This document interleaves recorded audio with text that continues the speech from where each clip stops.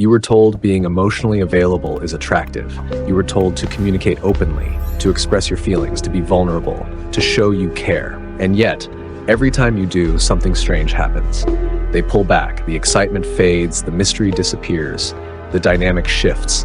Suddenly, the same honesty that was supposed to build connection makes you feel less desired. So what's really going on? Is emotional availability a lie?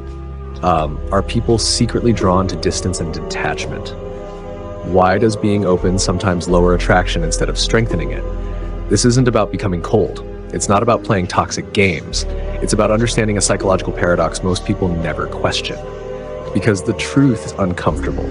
Emotional availability isn't unattractive, but the way most people practice it destroys tension, polarity, and perceived value. And by the end of this video, you'll understand exactly why. Stay with me. This one changes how you approach connection forever. The first reason being emotionally available can lower attraction is overexposure. Attraction thrives on discovery. When someone doesn't fully understand you yet, their mind stays engaged. They imagine, they speculate, they wonder. That curiosity fuels emotional investment. But when you reveal everything too quickly, your fears, your traumas, your attachment, your intentions, there's no space left for imagination. Mystery disappears. And mystery isn't manipulation. It's psychological engagement. The brain is wired to pursue what feels partially unknown. Once everything is laid out too soon, the pursuit energy collapses. This doesn't mean you should hide who you are. It means pacing matters. When emotional depth is given without being earned, it often feels heavy instead of intimate. Attraction needs tension, and tension requires a little distance. Not walls, but space. Another reason emotional availability can reduce attraction is imbalance. If one person becomes emotionally invested faster and deeper than the other, the power dynamic shifts. Humans are extremely sensitive to perceived value differences. When someone appears more eager, more attached, or more emotionally dependent early on, it signals lower perceived leverage, and attraction often correlates with perceived independence. When you communicate that your emotional state is heavily influenced by someone you barely know, it can feel like pressure, not connection, pressure. Suddenly, the other person feels responsible for maintaining your emotional stability. That responsibility can subconsciously reduce desire. Desire thrives in freedom. Obligation suffocates it.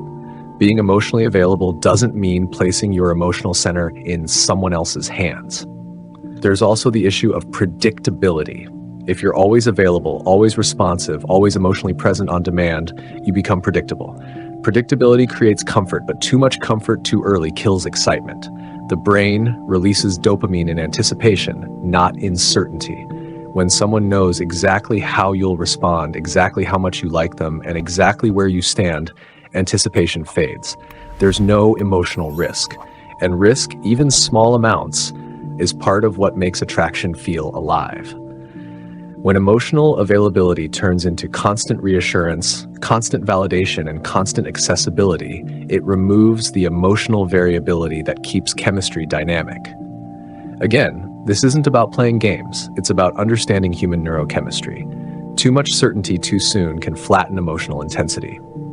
Another uncomfortable truth is that emotional availability can sometimes signal a lack of boundaries. If you're willing to share everything immediately, tolerate inconsistency, and adapt endlessly to keep someone comfortable, it sends a message, even if unintended. It suggests you fear losing them more than they fear losing you. Attraction is heavily influenced by perceived self-respect.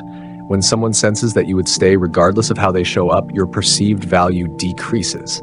Not because you're not worthy, but because you're signaling unlimited access without standards. Boundaries create structure.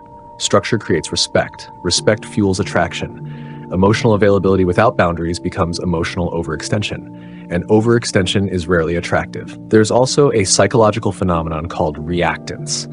When people feel that something is fully available without effort, they often undervalue it. But when access feels selective or conditional, perceived worth increases. This doesn't mean being manipulative. It means understanding that selective emotional investment feels earned. If someone hasn't demonstrated consistency, care, or depth, but you're already offering full emotional transparency, the subconscious reaction can be withdrawal. Not because they dislike you, but because they didn't invest enough to value what you're giving. Humans protect what they work for. If there's no effort required to access your emotional world, there's less incentive to protect the connection. Scarcity increases appreciation. Unlimited availability can decrease it. Another layer to this is polarity. Attraction often involves complementary energies.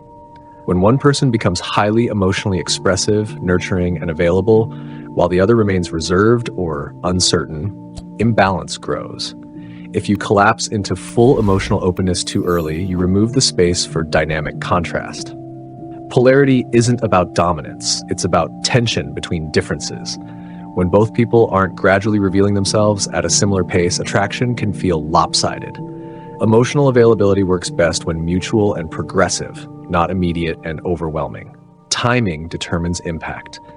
But here's the most important distinction. Emotional availability is not unattractive. Emotional dependency is. There's a massive difference between saying, I'm emotionally aware and capable of depth, and I need this connection to feel secure. The first signals strength, the second signals instability. Confidence combined with emotional depth is extremely attractive, but emotional intensity without emotional stability creates anxiety. When someone senses that you're grounded, that your life is full, your identity is solid, your happiness isn't hanging on them, your openness feels safe, not heavy. Emotional availability becomes magnetic when it's anchored in self-sufficiency. Without that anchor, it can feel like emotional urgency.